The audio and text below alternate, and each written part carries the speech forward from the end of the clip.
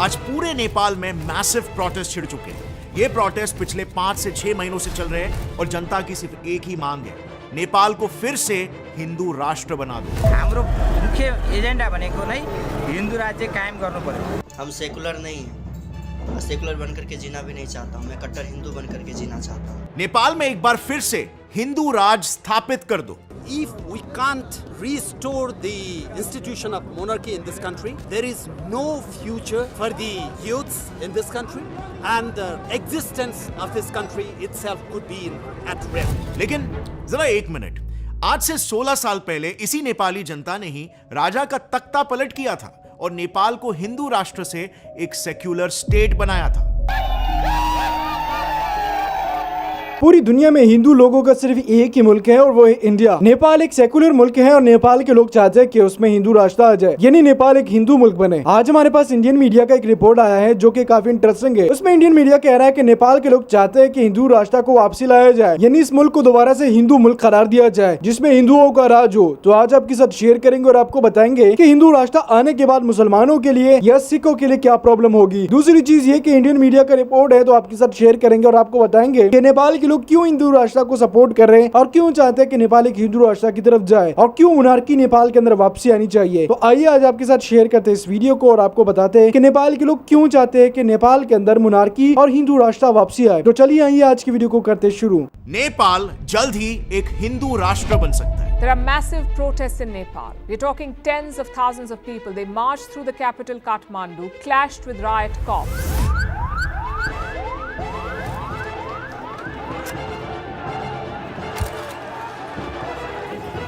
आज पूरे नेपाल में मैसिव प्रोटेस्ट छिड़ चुके हैं। ये प्रोटेस्ट पिछले 5 से 6 महीनों से चल रहे हैं और जनता की सिर्फ एक ही मांग है, नेपाल को फिर से हिंदू राष्ट्र बना दो। हाम्रो मुख्य एजेंडा भनेको नै हिंदू राज्य कायम गर्नु पर्यो। हम सेकुलर नहीं हैं, सेकुलर बनकर के जीना भी नहीं चाहता हूँ, मैं कट्टर हिंदू बनकर के जीना चाहता हूँ। नेपाल में एक बार फिर से हिंदू राज स्थापित कर दो। If we can't restore the institution of monarchy in this country, there is no future for the youths in this country, and the existence of this country itself could be at risk. लेकिन जरा एक minute, आज से 16 साल पहले इसी नेपाली जनता ने ही राजा का तख्ता पलट किया था और नेपाल को हिंदू राष्ट्र से एक सेक्युलर स्टेट बनाया था।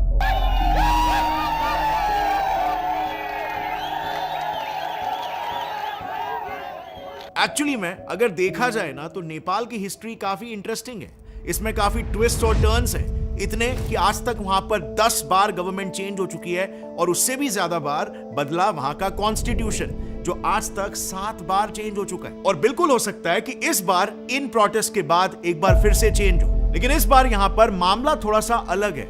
2 बातें हैं एकदम गौर करने वाली, सो ध्यान से सुनना। पहला कि नेपाल में शुरुआत हुई थी मोनार्की के साथ और फिर उसके बाद डेमोक्रेसी आई और आज नेपाल में कट्टर कम्युनिज्म का राज है। लेकिन मजे की बात यह है कि डेमोक्रेसी होने के बावजूद भी आज वहां की जनता का कहना है कि इससे बेहतर तो हमारी स्थिति मोनार्की में ही थी। सो काफी आयरॉनिक बात है, राइट? हर देश का सपना होता है कि उनके यहाँ पर प्रजातंत्र आए जहां लोगों को खुद अपनी सरकार चुनने का अधिकार मिले, राइट्स मिले, लेकिन नेपाल में आज मामला थोड़ा सा अलग है। दूसरी बात, ये प्रोटेस्ट का टाइमिंग भी आपको कुछ वियर्ड नहीं लग रहा? मतलब ये उसी वक्त क्यों हो रहे हैं जब इंडिया में इलेक्शन शुरू हुए? सबको पता है कि बीजेपी की वजह से फिलहाल इंडिया में भी एक हिंदुत्व का वेव चल रहा है। और अगर आप देखोगे तो कई सारे बीजेपी नेताओं ने, इनफैक्ट खुद सीएम योगी आदित्यनाथ जी ने नेपाल को एक लेटर लिखा था ये कहते हुए कि नेपाल को एक हिंदू राष्ट्र बनाओ।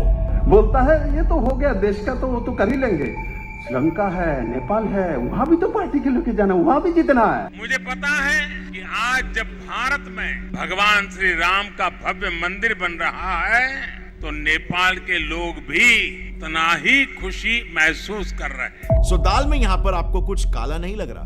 क्या अपने एजेंडा हिंदू राष्ट्र की शुरुआत बीजेपी नेपाल से करना चाहता है, नेपाल को एक एग्जाम्पल के तौर पर इंडिया को दिखाने के लिए? वेल, मेरे हिसाब से इस पॉसिबिलिटी को हम बिल्कुल भी रिजेक्ट नहीं कर सकते, क्योंकि अगर आप नेपाल के इतिहास को देखोगे तो वहां पर जितनी भी सरकारें आई है उसमें इंडिया का एक बहुत बड़ा रोल था।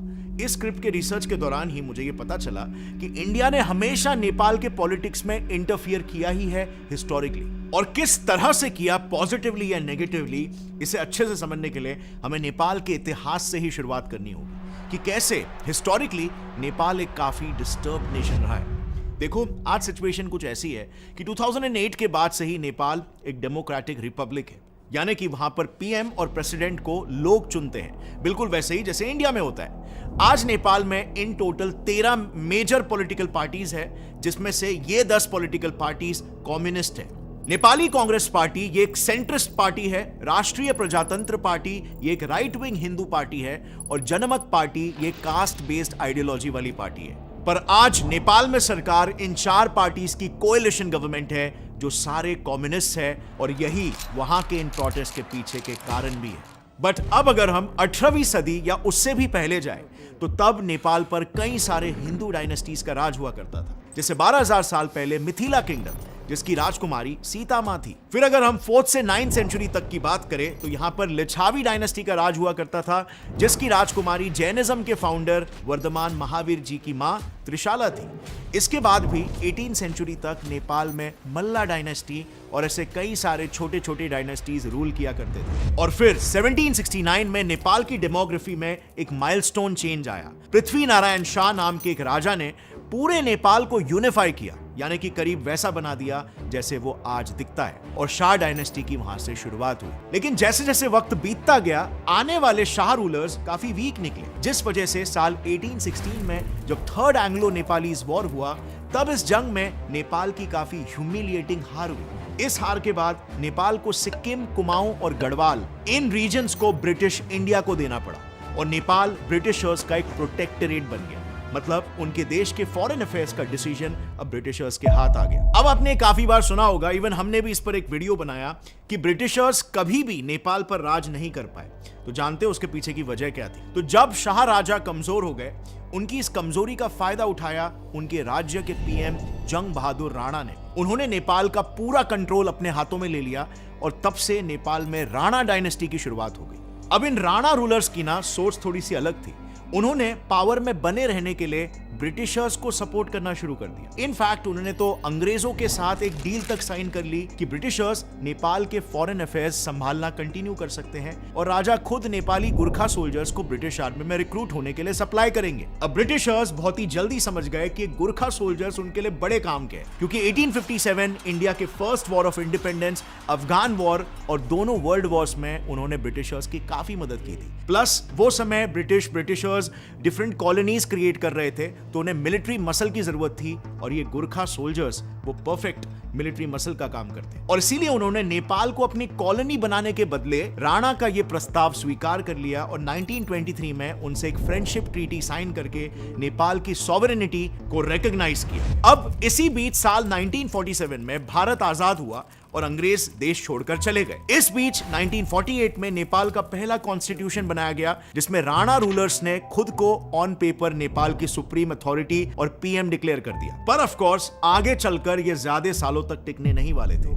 क्योंकि नेपाल के रूलर्स के साथ नेपाल का कॉन्स्टिट्यूशन भी बहुत जल्द बदलने वाला था। सो इंडिया के क्विट इंडिया मूवमेंट से 2 लोग, केपी भट्टाराय और बीपी कोइराला, काफी ज्यादा इन्फ्लुएंस हो गए थे। उन्होंने अपने देश में नेपाली कांग्रेस की स्थापना की, और नेपाल में राणा रूल के अगेंस्ट ये 2 बड़े प्रोटेस्ट छेड़ने लग गए। इन दोनों ही प्रोटेस्ट कहो या मूवमेंट्स कहो, में जनता ने साथ आकर बस एक ही डिमांड रखी, नेपाल को राणा राज से हमेशा के लिए आजाद कर दो, और यहां पर डेमोक्रेसी की स्थापना करो। इंटरेस्टिंगली, नेपाल में डेमोक्रेसी एस्टैब्लिश करने के पीछे इंडिया का एक बहुत बड़ा हाथ था, और यही वो दौर भी था जब इंडिया का नेपाल की पॉलिटिक्स में इन्फ्लुएंस एकदम से बढ़ गया था।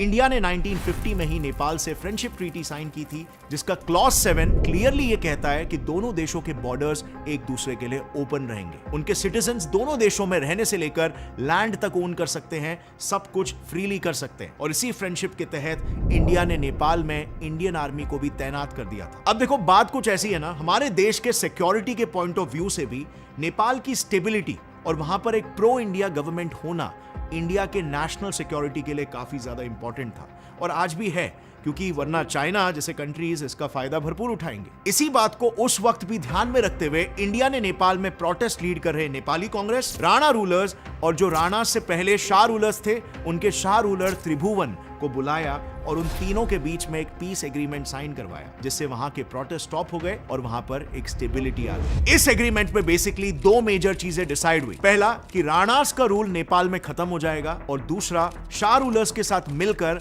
अब से इलेक्शंस कंडक्ट होंगे, जिसमें डेमोक्रेटिकली इलेक्टेड सरकार ही नेपाल को रूल करेगी और इसके लिए नेपाल का दूसरा कॉन्स्टिट्यूशन ड्राफ्ट किया गया। मतलब बेसिकली नेपाल ऑफिशियली एक कॉन्स्टिट्यूशनल मोनार्की बन गया, सेम जैसे आज ब्रिटेन का केस है। वहां पर राजा स्टेट हेड जरूर है, लेकिन सरकार को लोग ही इलेक्ट करते हैं जो एक्चुअली देश को चलाती है। बट इस केस में राजा के पास भी स्ट्रॉन्ग पावर्स थे नेपाल के केस में, जैसे नेपाल की मिलिट्री राजा के अंडर ही थी। So now as it was decided in the agreement, Nepal में इलेक्शंस कंडक्ट किए गए, डेमोक्रेटिक इलेक्शंस, और Nepali Congress party elections finally जीत गई। अब 1951 के बाद कुछ सालों तक सब कुछ सही चल रहा था, अंटिल 1955 जब शाह राजा त्रिभुवन की अचानक डेथ हो गई और राजा महेंद्र ने गद्दी संभाली। अब इस नए शाह रूलर की कांग्रेस के साथ बिल्कुल भी नहीं बन रही थी और इसीलिए 1962 में वो नेपाल में नया कॉन्स्टिट्यूशन लेकर आए, जिसमें 3 मेजर एक्शंस थे। एक, राजा ने नेपाल को वापस से कंप्लीट मोनार्की बना दिया। दूसरा,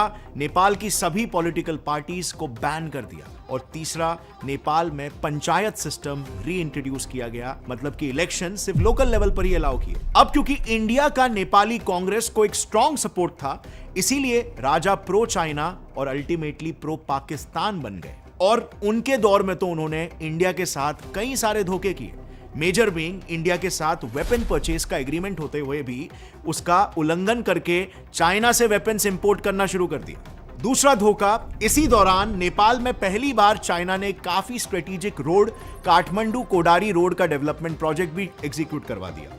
और तीसरा बड़ा धोखा ये कि क्योंकि इंडो नेपाल बॉर्डर एक ओपन बॉर्डर हुआ करता था, तो पाकिस्तान ने विया नेपाल इंडिया में ड्रग स्मगलिंग और टेररिज्म फैलाना भी शुरू कर दिया था, जो ऑफ कोर्स इंडिया की सिक्योरिटी के लिए एक काफी बड़ा थ्रेट हो गया था और इसीलिए इंडिया शांत बिल्कुल भी नहीं बैठने वाला था। इसी चीज को देखते हुए इंडिया ने एक्शन लिया, सीधे नेपाल पे ट्रेड एम्बार्गो यानी कि सैंक्शंस लगा दी। अब क्योंकि नेपाल का ट्रेड इंडिया पर हेवीली डिपेंडेंट था, तो एकदम से उनकी इकोनॉमी क्रैश हो गई और इसका नतीजा ये हुआ कि इकोनॉमी क्रैश होते ही जनता सड़कों पर आ गई। नेपाल के सारे पार्टीज और लोगों ने मिलकर राजा के खिलाफ एक बार फिर से विद्रोह करना शुरू कर दिया, जो इतना बढ़ गया कि अंत में राजा को मानना ही पड़ा और फिर से 1990 में एक नया कॉन्स्टिट्यूशन बना, जिसके तहत पॉलिटिकल पार्टीज पर बैन हटाकर कॉन्स्टिट्यूशनल मोनार्की सिस्टम को वापस से रिस्टोर कर लिया गया। एंड ऑब्वियसली इस बार भी इलेक्शंस में नेपाली कांग्रेस पार्टी जीत गई और नेपाल में फिर से शाह राजा और कांग्रेस का रूल एस्टैब्लिश हो गया। बट उसी दौरान नेपाल में कोलैटरल साइड इफेक्ट भी हो गया था, क्योंकि जब 1962 में शाह रूलर ने चाइना के साथ हाथ मिलाया था, तो इसके बाद से नेपाल में कम्युनिज्म काफी हद तक बढ़ना शुरू हो चुका था और फिर एक पॉइंट पर यह इस लेवल तक बढ़ चुका था कि 1991 आते आते कांग्रेस के बाद नेपाल की communist party second largest party बन चुकी थी। अब यह एक बहुत बड़ी प्रॉब्लम थी, क्योंकि इस वजह से सिर्फ 4 सालों में नेपाल में 2 बार सरकारें चेंज हुई, क्योंकि कम्युनिस्ट पार्टी ने एमपीज की हॉर्स ट्रेडिंग करके कांग्रेस की सरकार को गिरा दी और फिर हारी हुई कांग्रेस पार्टी ने 1996 में राष्ट्रीय प्रजातंत्र पार्टी, जो कि एक हिंदू पार्टी थी, उसके साथ अलायंस बनाई और कम्युनिस्ट पार्टी को हराकर नेपाल में फिर से एक स्ट्रॉन्ग गवर्नमेंट एस्टैब्लिश कर दी। और अब क्योंकि कम्युनिस्ट लीगली इलेक्ट होकर पावर में नहीं आ पा रहे थे, तो उन्होंने एक अलग तरीका अपनाना शुरू कर दिया। उन्होंने कांग्रेस गवर्नमेंट को चैलेंज करके उनके आगे अपने 40 पॉइंट्स की एक डिमांड रख दी, जिसमें मेजर 3 डिमांड्स थी। नंबर 1, फ्रीडम ऑफ एक्सप्रेशन, सबको खुलकर अपने विचार रखने का हक दो। नंबर 2, 200 साल पुरानी मोनार्की को खत्म करो। और नंबर 3, कास्ट, जेंडर और नेशनैलिटी के बेसिस पर हो रहे डिस्क्रिमिनेशन को रोको। बेसिकली कम्युनिस्ट जनरली रिलीजन में विश्वास नहीं रखते, तो उन्हें हिंदू धर्म नहीं चाहिए था और मोनार्की खत्म करके वो नेपाल को एक सेक्युलर स्टेट बनाना चाहते थे, पर गवर्नमेंट ने इनकी सारी डिमांड्स को खारिज कर दिया। अब ये नेपाल के इतिहास का एक बहुत ही बड़ा टर्निंग पॉइंट था, क्योंकि इसके बाद माओइस्ट ने सरकार के अगेंस्ट 13 फरवरी 1996 को पीपल्स वॉर डिक्लेयर कर दिया, जिसमें उन्होंने डायरेक्टली पुलिस स्टेशंस पर हथियारों के साथ अटैक करना शुरू कर दिया। और बस यहीं से नेपाल में माओइस्ट इंसर्जेंसी की शुरुआत हो गई, जो कि इतनी सक्सेसफुल रही कि अगले 9 सालों में इन माओइस्ट ने नेपाल के 75 डिस्ट्रिक्ट्स में से 22 डिस्ट्रिक्ट्स पूरी तरीके से अपने कंट्रोल में ला दिए। इस 9 सालों तक चलने वाली इंसर्जेंसी में 17,000 लोगों की मौत हुई और कई हजार लोग घायल हुए, जिसकी रिस्पॉन्सिबिलिटी इवन आज के तारीख में खुद करंट नेपाली पीएम ने ली है, जो कि एक डिक्लेयर्ड कम्युनिस्ट है। पर इसी बीच 2005 में इसी सिचुएशन को देखकर शाह राजा ऑपर्चुनिस्टिक हो गए। उन्होंने इंसर्जेंसी को रोकने के नाम पर देश में इमरजेंसी लागू करवा दी और इसके कुछ टाइम में ही यह डिक्लेयर कर दिया कि अब से नेपाल में फिर से एक बार मोनार्की का रूल होगा, डेमोक्रेसी वापस बंद हो जाए। अब इस प्रोक्लेमेशन के बाद फिर 2006 में पूरे नेपाल में राजा के खिलाफ एक बार फिर से काफी खतरनाक प्रोटेस्ट होने लग गए। उन प्रोटेस्टर्स की वापस से यही डिमांड थी कि मोनार्की को हटाओ और नेपाल में वापस से डेमोक्रेसी लाओ। एंड अगेन नेपाल में एक बार फिर से प्रोटेस्ट देखकर पिक्चर में एंट्री होती है इंडिया की। भारत ने फिर से राजा, माओइस्ट और रूलिंग पार्टी तीनों को एक टेबल पर बिठाया और उनसे कॉम्प्रिहेंसिव पीस एग्रीमेंट 2006 साइन करवाया। बेसिकली सीपीए के अकॉर्डिंग 3 चीजें हुई। मोनार्की खत्म हो गया और कंप्लीट डेमोक्रेसी स्थापित कर दी गई। नेपाल के लिए फिर से एक नया कॉन्स्टिट्यूशन लिखा गया, जिसमें नेपाल एक सेक्युलर देश बन गया। और तीसरी और सबसे इंपॉर्टेंट बात, उसके बाद जो भी इलेक्शंस हुए उसमें फॉर सम रीजन नेपाल में कम्युनिस्ट पार्टी की ही सरकार बनी। लेकिन अनफॉर्चुनेटली 2008 के बाद से नेपाल का डाउनफॉल स्टार्ट हो गया, क्योंकि जब से ये डेमोक्रेसी आई उनके यहाँ पर 10 बार सरकार बदली है। एक भी गवर्नमेंट वहां पर अपने 5 साल का पूरा टर्म पूरा नहीं कर पाई है। आज वहां ऐसी सिचुएशन है कि हर पार्टी, चाहे ऑपोजिशन हो या रूलिंग, सब पावर के पीछे किसी के साथ अलायंस बनाते फिरते हैं और सिर्फ पावर में रहने की कोशिश करते हैं। यही इनकी स्ट्रगल हो गई है। वहां पर इतनी पॉलिटिकल इंस्टेबिलिटी है कि आज तक उनका कॉन्स्टिट्यूशन 7 बार चेंज हो चुका है। और फिर ऐसे पॉलिटिकली अनस्टेबल क्लाइमेट की वजह से दुनिया भर के प्रॉब्लम्स होते हैं। जैसे नेपाल में करप्शन भी काफी बढ़ चुका है, इस हद तक कि एक प्रोमिनेंट नेपाली न्यूज आउटलेट के हिसाब से नेपाल में यह कॉमन परसेप्शन हो चुका है कि सरकार, देश की सिक्योरिटी एजेंसी से लेकर जुडिशरी तक सब के सब करप्टेड है। खुद काठमांडू यूनिवर्सिटी के एक सर्वे में पता चला कि हर छोटे से बड़े काम करने के लिए वहां पर ब्राइब देना पड़ता है, घूसखोरी करनी पड़ती है, इंक्लूडिंग कोर्ट्स में भी। इनफैक्ट हाल ही में नेपाल के कई बड़े स्कैम्स सामने आए जिसमें खुद नेपाल की गवर्नमेंट इन्वॉल्व थी। जैसे 2019 में एक स्कैम पकड़ा गया जिसमें कुछ land brokers, land revenue officials और मिनिस्टर्स ने गवर्नमेंट लैंड को ही सीक्रेटली सस्ते रेट्स में बेच दिया था। 2020 में उनके मिनिस्टर ऑफ कम्युनिकेशन का एक ऑडियो टेप वायरल होता है जिसमें वो सीधे सीधे कॉन्ट्रैक्ट अलॉट करने के बदले 70 करोड़ रुपए मांग रहे हैं। और फिर 2022 में तो उनके फाइनेंस मिनिस्टर पर ही एलिगेशंस लग गए कि उन्होंने बजट सेशन के सिर्फ एक ही दिन पहले किसी 2 लोगों के कहने पर पूरे देश के इनकम टैक्स रेट्स को चेंज करवा दिया था। Can you believe this? सिर्फ 2 लोगों के कहने पर पूरे देश का इनकम टैक्स डिसाइड हो रहा है। और सबसे अनफॉर्चुनेट बात इसमें यह है कि किसी भी मिनिस्टर को इन केसेस में कोई भी सजा नहीं मिली, उनके खिलाफ सारे एविडेंसेस होने के बावजूद भी। आज नेपाल में मौजूद इस रैम्पेंट करप्शन और मिसमैनेजमेंट का नतीजा यह है कि नेपाल की इकोनॉमी डूब रही है। जब से नेपाल में मोनार्की हटी है, उनका जीडीपी नीचे ही गिरते जा रहा है। देश हैवी ट्रेड डेफिसिट में है, यानी कि पहले अगर नेपाल 1 रुपए की चीजें बेचता था और 2 रुपए की चीजें इंपोर्ट करता था, तो आज नेपाल की हालत कुछ ऐसी है कि अगर वो 1 रुपए की चीज को बेचता है तो वो 12 रुपए की चीजों को इंपोर्ट करता है। मतलब उनका ट्रेड डेफिसिट अराउंड 13 फोल्ड्स बढ़ चुका है, जिससे उनके फॉरेन रिजर्व्स काफी ज्यादा तेजी से खत्म हो रहे हैं। नेपाल में इन्फ्लेशन रेट भी 2% से 7.7% हो गया। मतलब वहां पर इन्फ्लेशन 4 गुना बढ़ चुका है और आज नेपाल में 4.6 मिलियन लोग भुखमरी से जूझ रहे हैं। सो कहने का मतलब यह है कि अब वहां की जनता का यह कहना है कि इससे अच्छी व्यवस्था तो हमारे राजा के राज में ही थी। डेमोक्रेसी में तो उल्टा वहां पर करप्शन और इन्फ्लेशन काफी ज्यादा बढ़ चुका है। अब नेपाल की पूरी हिस्ट्री को समझने के बाद अब इसमें देखते हैं कि हिंदू राष्ट्र का एंगल कहां से आया। क्यों आज के तारीख में नेपाल में हिंदू राष्ट्र की डिमांड एकदम तेजी से फैलने लग गई है? वेल, ये मेजरली हो रहा है क्योंकि नेपाल की डेमोग्राफी भी तेजी से बदल रही है। देखो, जब तक नेपाल में कंप्लीट मोनार्की थी, यानी कि 1951 तक की मैं बात कर रहा हूं, तो वहां पर ऑलमोस्ट ना के बराबर क्रिश्चियंस थे। बट जब 2001 में कांग्रेस की सरकार आई, तभी क्रिश्चियंस का नंबर 1,02,000 हो गए।